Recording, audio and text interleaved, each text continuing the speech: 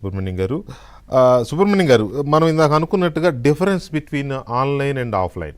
ఇప్పుడు మనం ఆఫ్లైన్ దీంట్లో ఉన్నాం. ఆన్లైన్లోకి షిఫ్ట్ అవ్వాలి అని చెప్పి మీలాంటి వారు కానీ లేకపోతే కమిషన్ ఇచ్చిన రిపోర్ట్స్ కానీ మనకి కనబడుతున్నాయి. ఈ పరిస్థితుల్లో అసలు ఆఫ్లైన్లో లీకేజ్ అనేది ఎన్ని స్టేజెస్లో ఉంటుంది, ఎక్కడెక్కడ ఉంటుంది అనేది ఒకటి స్టడీ. సార్ మ్యూట్లో ఉంది సార్. సారీ వెంకట్ గారు, ఇప్పుడు ఆఫ్లైన్ లో ఏంటంటే అనేక హ్యాండ్స్ లో మారుతుందండి. చాలా హ్యాండ్స్ హ్యాండిల్ చేస్తాం.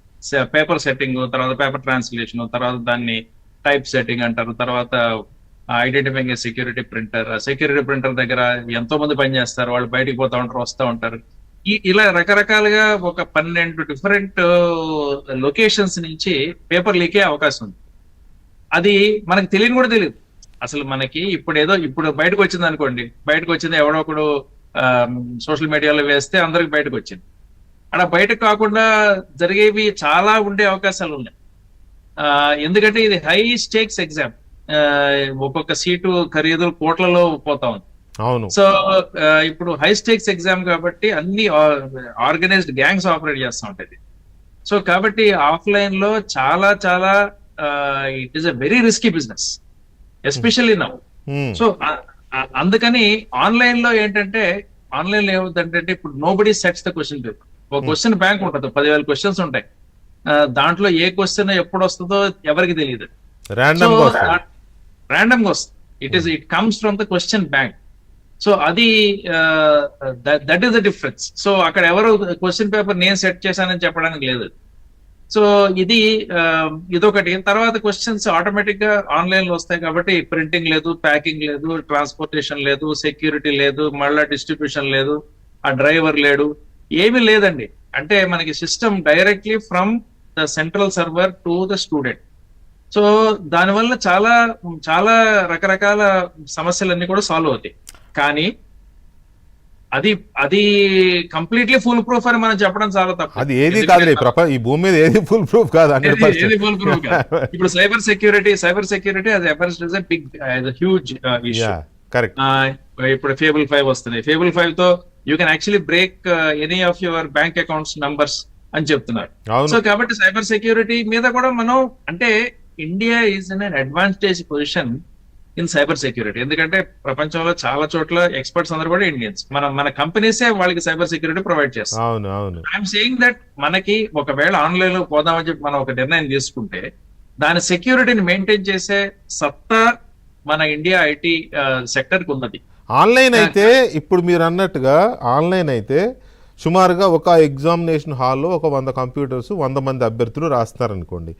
నాకు ఒక ఆయన ఎక్స్పర్ట్ ఇందాక నేను మాట్లాడినప్పుడు చెప్పింది ఏంటంటే, ఈ 100 మందిలో 100 రకాల క్వశ్చన్స్ రావచ్చు, వచ్చింది రావాలని, లేకపోతే 10 మందికి కూడా ఒక క్వశ్చన్ వచ్చే అవకాశం లేదు అని కూడా చెప్పారు. Is it correct? అది కూడా కరెక్ట్. అది అంటే ఇప్పుడు there are 2 types of questions, 2 types of online exams.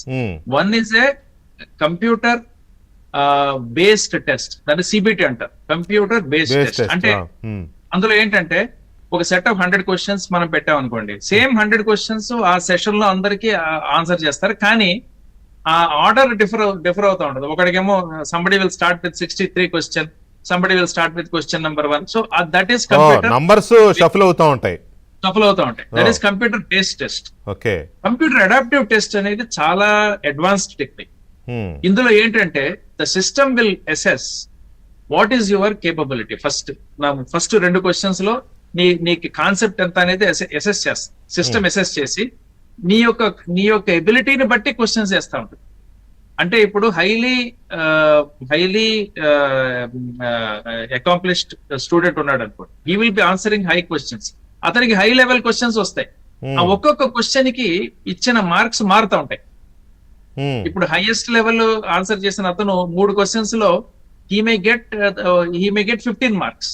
Whereas lower level లో ఉన్నది ఓన్లీ 3 క్వశ్చన్స్ 3 మార్క్స్ రావచ్చు. ఆ విధంగా అది ఉంది. మనం అంతవరకు ఆ స్టేజ్ మనం పోలేదండి. We have not gone. CBT వరకు మనం చెయ్యొచ్చు. చాలా కంప్యూటర్ బేస్డ్ టెస్ట్ వరకు మనం Computer based ఈజీగా test చేసేయచ్చు, ఈజీగా చేయొచ్చు. కంఫర్టబుల్ గా.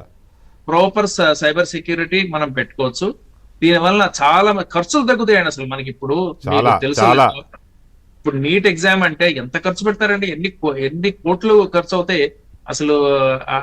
అన్ని కోట్లు ఖర్చు పెడతారు, అన్ని కోట్లు ఎర్న్ కూడా చేస్తారు. ఇప్పుడు నేషనల్ టెస్టింగ్ ఏజెన్సీ దగ్గర 200 కోట్ల అమౌంట్ ఉందని విన్నా.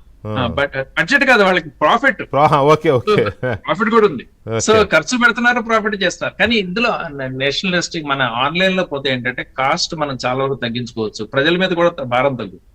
ఓకే, కాస్ట్ తర్వాత ట్రాన్స్పరెన్సీ, అక్యురసీ అన్నీ వస్తాయి. అయితే ఇక్కడ మీరు ఇందాక